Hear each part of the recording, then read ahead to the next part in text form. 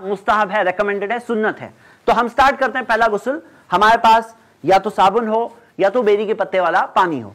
हम शुरू करते हैं, पहले जिस्म को हम गीला करेंगे। और ये चीज कोई मुश्किल चीज नहीं, क्योंकि हम सब गुस्ल लेते हैं। ये जो मैं बता रहा हूं ये कोई नई चीज नहीं है, कोई रॉकेट साइंस नहीं है। ये ऐसी चीज है जो हम करते हैं और हमें इनके लिए करना है जिनका इंतकाल हुआ है, हमें वो अजर मिलने वाला है, 40 गुनाह माफ होते हैं। एक शफकत वाली चीज है, एक नरमी वाली चीज है, इसमें कोई मुश्किल चीज नहीं। अगर आप गौर करेंगे तो तकरीबन 19, 20, 18, 20 का फर्क है, बाकी सब तकरीबन सेम चीजें हैं। तो हम स्टार्ट करते हैं। अल्लाह के रसूल सल्लल्लाहु अलैहि वसल्लम ने फरमाया, और जो सहाबियात बताती हैं हमें, लेकिन ये गुस्ल देने से पहले हम देखते हैं नबी सल्लल्लाहु अलैहि वसल्लम ने उन सहाबियात को बताया जो उन्होंने हमें बताया। नबी सल्लल्लाहु अलैहि वसल्लम ने फरमाया, इब्दाना बिमयामिनिहा व मवादिल वुदुई मिनहा। सही बुखारी की हदीस है कि सीधी जानिब से शुरू करना और वुजू के आज़ा से शुरू करना, पार्ट्स ऑफ वुजू से। तो हम देखते हैं यहां पर क्या करना होगा। जो पार्ट्स ऑफ वुजू है, जो वुजू के आज़ा है, वहां से हम शुरू करेंगे। वुजू के आज़ा में हम सबसे पहले उनके हाथ को धोएंगे। उनके हाथ को लेकर पानी से हम धो रहे हैं। सीधा हाथ पहले, फिर उल्टा हाथ,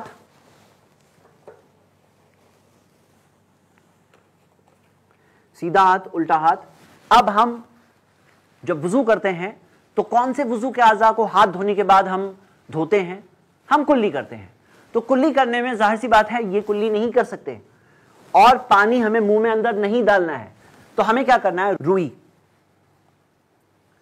तो रुई से हम पानी में गीला करेंगे इसे, और गीला करके उनके मुंह में, रुई से उनके मुंह में हम थोड़ा सा खोल के, बहुत ज्यादा भी खोल के अंदर घुसाने की जरूरत नहीं है, थोड़ा सा खोल के हम पोंछेंगे। और फिर डस्टबिन आपके पास होना जरूरी है, इसे डस्टबिन में डाल दीजिए और रुई दीजिए। आप ये एक से ज्यादा बार भी कर सकते हैं, और ज्यादा बार करने के बाद में, एक से ज्यादा बार करने के बाद में आप नाक को पोंछेंगे। हम वुजू में क्या करते हैं? कुल्ली करने के बाद नाक में पानी डालते हैं। तो नाक को पोंछेंगे। और मैंने कुछ लोगों को देखा है करते हुए, ये इससे एक बहुत लंबा कुछ बना करके नाक में अंदर तक डालते हैं, लेकिन ऐसा कहीं कुरान और हदीस में नहीं है, बल्कि इसको बहुत ज्यादा करना नापसंद किया है उलमा ने। तो थोड़ा जितना आम तौर पर नाक को क्लीन करने के लिए रिक्वायर्ड उतना करेंगे और करके इसे डस्टबिन में डाल देंगे। ये करने के बाद हम अभी चेहरा धोएंगे। हाँ, चेहरा। तो चेहरा धोने में, इसके बाद हाथ धोएंगे, और हाथ धोने में सीधी जानिब से हम शुरू कर रहे हैं। आप समझ सकते हैं कि ये एक डेमोन्स्ट्रेशन है। ये जो लिबास आप देख रहे हैं ये नॉर्मल जो सही गुस्ल में नहीं होगा, उलमा ने इसे मना किया है। उलमा ने कहा है कि लिबास उतारना ज़रूरी है ताकि वो गलाज़त सही तरह से निकल जाए जिस्म के ऊपर से। तो हम देखते हैं कि ये सीधे हाथ को धोना है, और सीधे हाथ को धोकर अब उल्टे हाथ को धोएंगे। हाँ, यानी कि बायां हाथ, उसे धोएंगे। धोने के बाद सर का मसा कर लेते हैं और फिर पांव धो लेते हैं।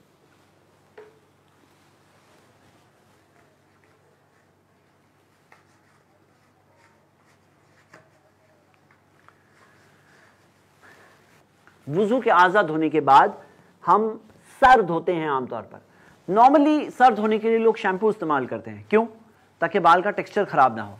लेकिन इनका तो इंतकाल हो चुका है ना, तो इनके टेक्सचर का क्या मामला है? ये तो अभी कब्र में जाने वाले हैं। इसीलिए आमतौर पे मैयतों के लिए साबुन ही इस्तेमाल किया जाता है, उसमें कोई फ़र्क नहीं किया जाता। तो थो करके पानी दीजिए, जैसे हम नॉर्मली सर धोते हैं वही सर धो रहे हैं।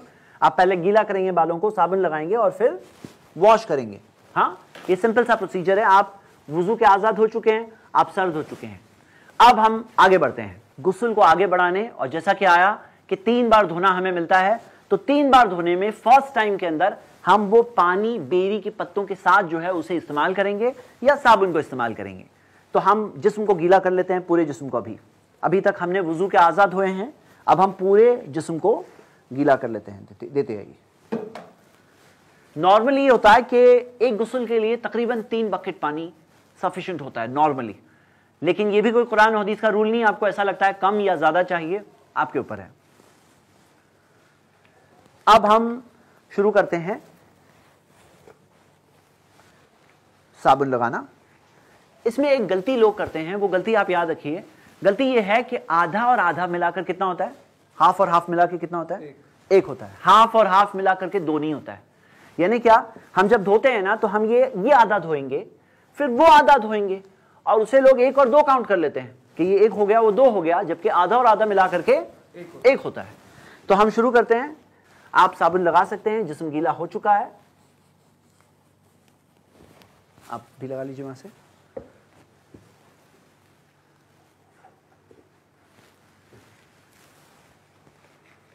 जिस्म पर साबुन लगाने के बाद उनके जिस्म और आपके हाथ के बीच में आमतौर पे ये वॉशिंग का कपड़ा होता है। आप पानी डालते रहिए अंदर से, यहां से जी।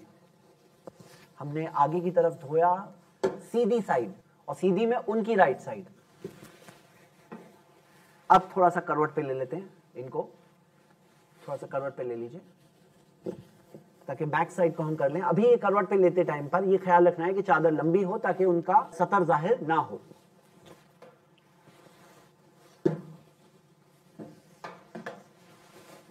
इसी तरह आपने जो सीधी जानिब धोए, जिस तरह से आपने बॉडी की राइट साइड सीधी साइड वॉश किया है, धोया है, उसी तरह से आपको उल्टी साइड लेफ्ट साइड को धोना है।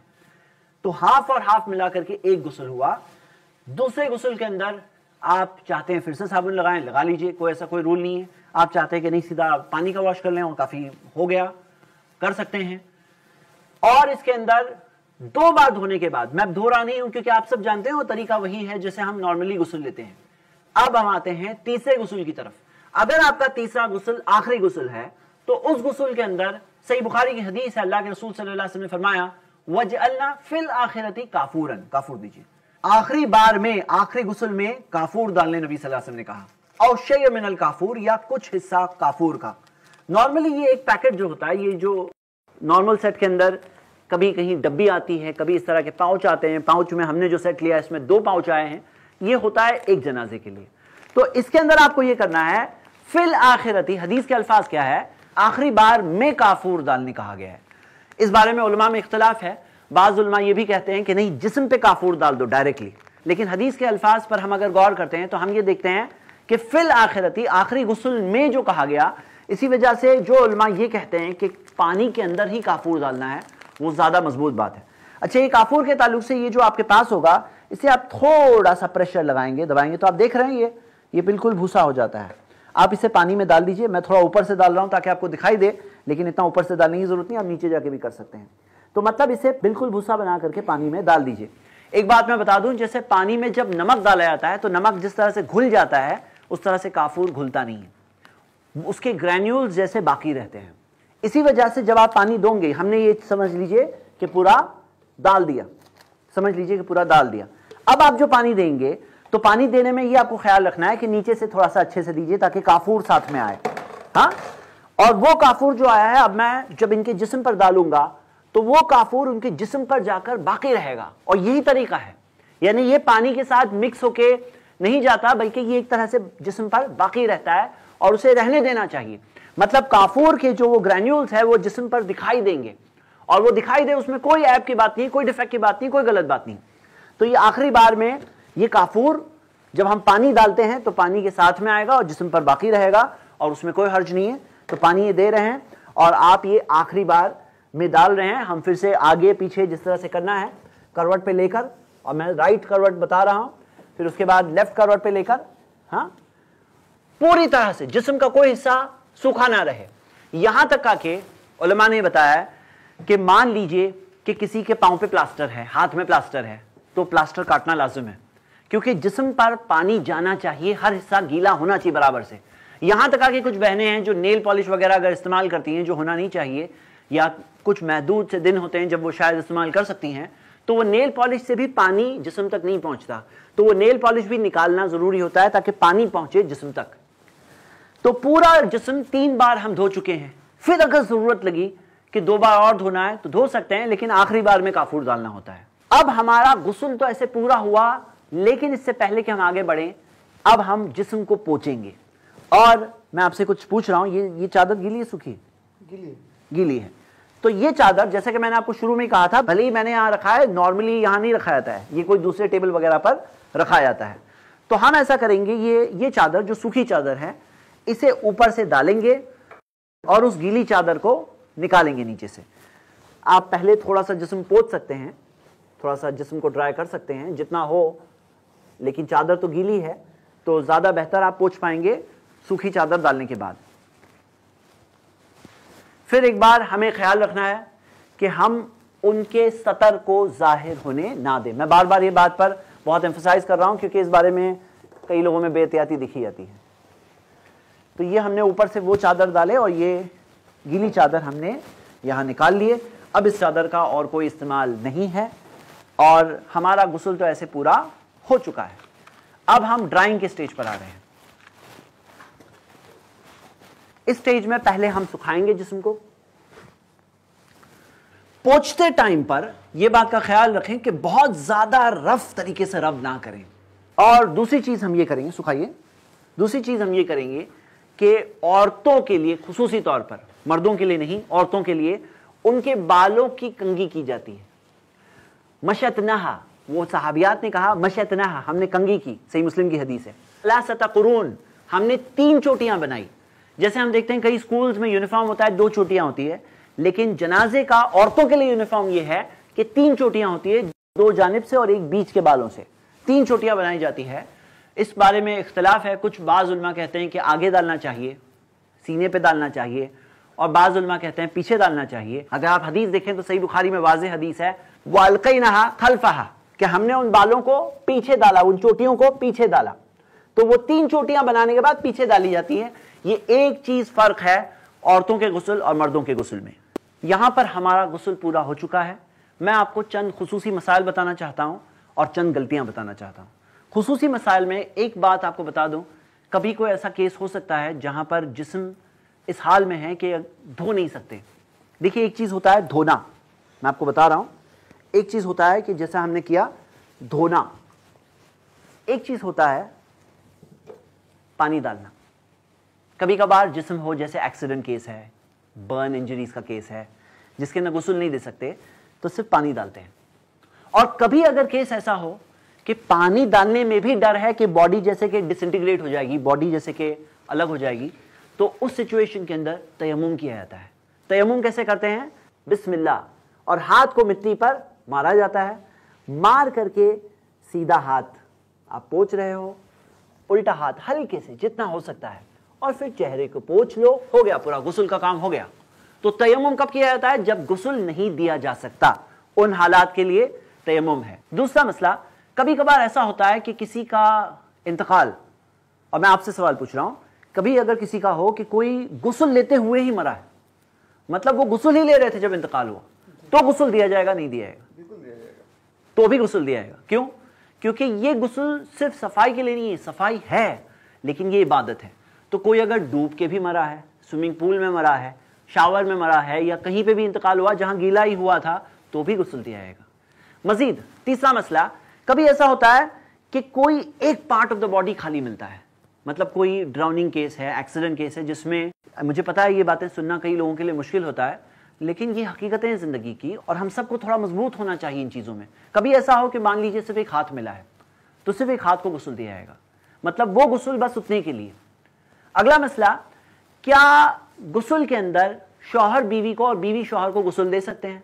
आपको पता है कि हमारे माशरे में तो यहां तक बात होती है, गुस्ल देना तो बहुत दूर की बात है, कि कोई शौहर इंतकाल के बाद बीवी को देख नहीं सकता। कहा जाता है कि तुम्हारा तलाक हो गया, और बीवी से कहा जाता है तुम शौहर का चेहरा भी देख नहीं सकते। अब वो बीवी रो रही है, वो जिंदगी भर उनके शौहर है, और अभी कहते हैं नामहरम हो गए। तो हम देखते हैं लोगों में ऐसी चीजें हैं, लेकिन हदीस में क्या है? आप देखेंगे हदीस, अल्लाह के रसूल मोहम्मद सल्लल्लाहु अलैहि वसल्लम ने फरमाया, सुनन इब्न माजा में सही सनद से हदीस है, नबी सल्लल्लाहु अलैहि वसल्लम ने माँ आयशा रज़ियल्लाहु अन्हा से कहा, लौ मित्ती क़ब्ली, अगर तुम मुझसे पहले मर गई, तुम्हारा इंतकाल अगर मुझसे पहले हो गया, असल तो की, मैं यकीनन तुम्हें गुस्ल दूंगा, वह कफन तो की, मैं तुम्हें कफन पहनाऊंगा, सुम्मा कुमतु अलैकी, मैं खड़े होकर तुम्हारे लिए जनाजे की नमाज पढ़ाऊंगा, और एक और हदीस में आता है मैं तुम्हें दफन करूंगा। तो हम देखते हैं कि यहां से यह बात साबित होती है कि अल्लाह के रसूल सल्लल्लाहु अलैहि वसल्लम ने जो माँ आयशा से कहा, तो हम देखते हैं इस हदीस से बात साबित होती है कि एक शौहर अपनी बीवी को गुस्ल दे सकता है। और हमारे पास मिसाल है कि फातिमा रज़ियल्लाहु अन्हा ने ये वसीयत की थी कि उनके शौहर अली रज़ियल्लाहु अन्हु वो गुस्ल दे, और सहाबा में से किसी ने एतराज नहीं लिया। जब उनका इंतकाल हुआ तो अली रज़ियल्लाहु अन्हु ने ही अपनी बीवी फातिमा रज़ियल्लाहु अन्हा को गुस्ल दिया था। हम देखते हैं कि अल्लाह के रसूल सल्लल्लाहु अलैहि वसल्लम की बीवी हमारी माँ आयशा रज़ियल्लाहु अन्हा, उनका कौल है, हदीस है इब्न माजा में सही सनद से, उन्होंने फरमाया लो इस्तक़बलतु मिनल अम्री मस्तदबरतु मा गस्सल नबी इल्ला निसाअहु। अगर जो बाद में हुआ हमें पहले से पता होता तो नबी सल्लल्लाहु अलैहि वसल्लम को तो उनकी बीवियों के सिवा कोई और गुस्ल दिया ही नहीं होता। तो हम ये देखते हैं कि ये चीज से साबित होता है कि कोई बीवी भी अपने शौहर को दे सकती है, और इसकी प्रैक्टिकल मिसाल है हजरत अस्मा बिन्त उनैस रदियल्लाहु अन्हा ने अपने शौहर अबू बकर रदियल्लाहु अन्हु को उनके इंतकाल के बाद गुस्ल दिया था। तो हमें क्या मिलता है कि वो लोगों की सोच अलग बात है, लेकिन कुरान और हदीस में शौहर और बीवी को इजाजत दी गई है कि वो एक दूसरे को गुस्ल दे सकते हैं, जैसे कि दलाइल की रोशनी में हम सब ने देखा। अब कुछ गलत चीजें देख लेते हैं। गलत चीजों में गुस्ल के दौरान कुछ लोग नाक में, कान में, हर जगह पर, अल्लाह मुस्तान, अल्लाह की पनाह, जो पीछे की सूरीन है वहां पर भी रुई डाल देते हैं, जो बिल्कुल सही नहीं है। भाई अगर मान लो कोई केस में नाक से खून बह रहा है और आप डालें तो बिल्कुल एक जरूरत है, सुन्नत से नहीं है, एक फितरी जरूरत के तौर पर है, लेकिन इस तरह से डालना साबित नहीं है अगर जरूरत नहीं है तो। और पीछे की तरफ डालना, उसमें तो एक तरह की प्राइवेसी को पार करने की बात है। मैंने आपको पहले बताया था कि लोग जज्बे में जब होते हैं तो शर्मगाह के बालों को भी शेव करते हैं, यहां तो रान देखने की भी इजाजत नहीं है। फसतरहु की खास ताकीद है। क्या गुंजाइश है कि कोई ऐसा करे? क्या गुंजाइश है? शरीयत में कोई गुंजाइश नहीं है। वो एक इंसान के लिए जब वो जिंदा है उस वक्त के लिए है कि वो अपने प्राइवेट पार्ट्स के बालों को, बगल के बालों को शेव करें, जैसा कि हदीस में आता है। कुछ लोग हर एक जिस्म का आज़ा धोने की एक खास दुआ बताते हैं, और वो दुआएं देख करके देखने वाले को ऐसा लगता है कि ये तो मैं कर ही नहीं सकता। बोले हाथ धोए तो एक दुआ पढ़े, चेहरा धोए तो एक दुआ पढ़े, पांव धोए, काफूर डाले तो एक दुआ पढ़े। अब ये दुआएं कहां से आई? अगर आप कुरान और हदीस में ढूंढेंगे तो कहीं नहीं मिलेगा। ये लोगों ने अपने तौर पर इजाद किया है। तो मैं आप सबसे एक सवाल पूछता हूं, क्या हम सब के लिए ये काफी नहीं है? जो हमारे नबी सल्लल्लाहु अलैहि वसल्लम ने बताया, जिनसे हम मोहब्बत करते हैं, जिनका हम कलमा पढ़ते हैं, जिनकी हम इत्तबा करते हैं, कि उन्होंने जो बताया वही काफी है हमारे लिए। हम वो कर लेंगे तो कामयाब होंगे कि नहीं होंगे? ये इबादत है, हम नई चीजें नहीं ला सकते। इबादत के अंदर किसी की अक्ल में कुछ भी आ जाए वो चीज नहीं आ सकती। एक गलती लोग ये भी करते हैं कि लोग ये समझते हैं कि गुस्ल देते वक्त किबला रुख होना जरूरी है, यानी कि हमारा जो टेबल है वो किसी तरह से किबला रुख होना चाहिए।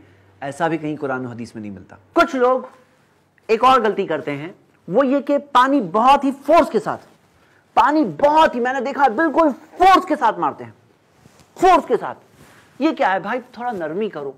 कुछ लोग बहुत ही हार्श होते हैं उस मैयत के ऊपर, बहुत ही, जैसे कि ऐसा लगता है कि कोई रबर की चीज है, बिल्कुल अच्छे से स्क्रबिंग करके दो। लेकिन ये मकसद नहीं है हमारे इस गुस्ल का। यहां पर हमारा गुस्ल का मरहला, स्टेज खत्म होता है। इंशाअल्लाह हम अगले स्टेज में कफन कैसे पहनाएं, उसमें क्या गलतियां हैं जो लोग करते हैं, और उसमें क्या चीज़ों से हमें बचना चाहिए, ये सारी तफसीलात इंशाअल्लाह देखेंगे। देखते रहिए हमारा प्रोग्राम आखिरी सफ़र जनाजा ट्रेनिंग कोर्स। अस्सलाम वालेकुम रहमतुल्लाह।